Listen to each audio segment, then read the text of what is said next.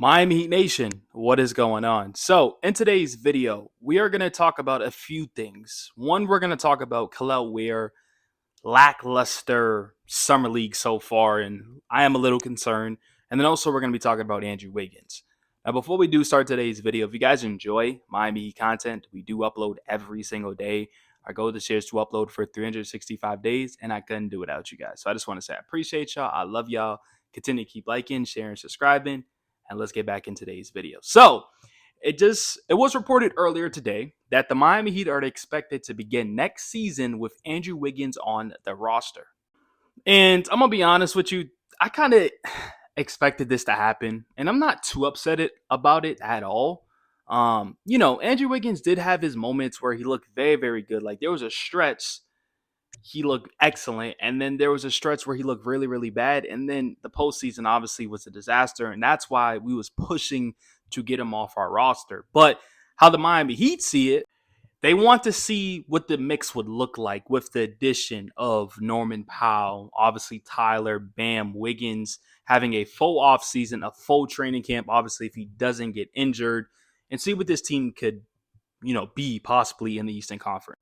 And like I said, I'm completely fine with it. Hopefully, Andrew Wiggins plays better. Hopefully, he's a better defender, because if that's the case, then this team could be even scarier, because then Wiggins could be that two-way player and it just presents a different look to other teams. Now, if Andrew Wiggins comes out there playing bad basketball, then obviously we don't want him on our team. But then if he plays some really good basketball, we can possibly flip him at the trade deadline and get a first-round pick out of it. So, like I said, this is not a bad thing at all. He is a tradable player that I do want gone, but it's not like a Terry Rozier type level. Terry Rozier type level, he can't play basketball. Like, he's unplayable. He got to go. So this is the update on the Andrew Wiggins situation. He is staying. Now, with Kel'el Ware, I understand it's summer league, but you would expect a little bit more from him, right? This is not his first year. This is his second year. You expect this from KJ, where players tend to struggle because it's their first time playing ever. But with Kel'el Ware, he's not doing that. He's not setting his presence. He's not as dominant as I wish he would. And is that concerning? Yes, but it's still a long summer league, and hopefully each game he continues to get better, because if he takes a step back, that would be very, very unfortunate.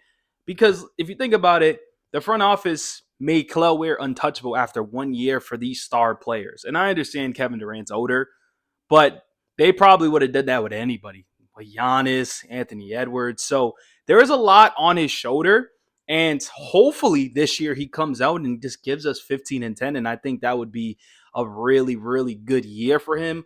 2 blocks a game, that's solid. So be more assertive. Be that guy that we know you could be. Show these undrafted players, show these, rookie second-year players that you're the guy, that you won a championship in the summer league. You know what I mean? That's all I'm really asking for, Kel'el Ware, because if we can get that and then go into the season and he plays some good basketball and then Bam kind of takes that next step offensively, which we've been hoping, this team will be in a good position. Like I said, Davion Tyler, Norman Powell, Wiggins, Bam, Kel'el Ware, you're already a better team, right? And then with Jaime, you're hoping that he doesn't get injured, and you're hoping that he kind of, goes off the rookie year that he had into his third year, and then he works on that shot. But the positive note is that Pallel Larson has looked very, very good, and that's a good thing, because he could be a very good rotational piece. And when he was healthy, he was playing good with the Miami Heat. So that's kind of my take on Kel'el Ware. Let me know what you guys think, and follow for more.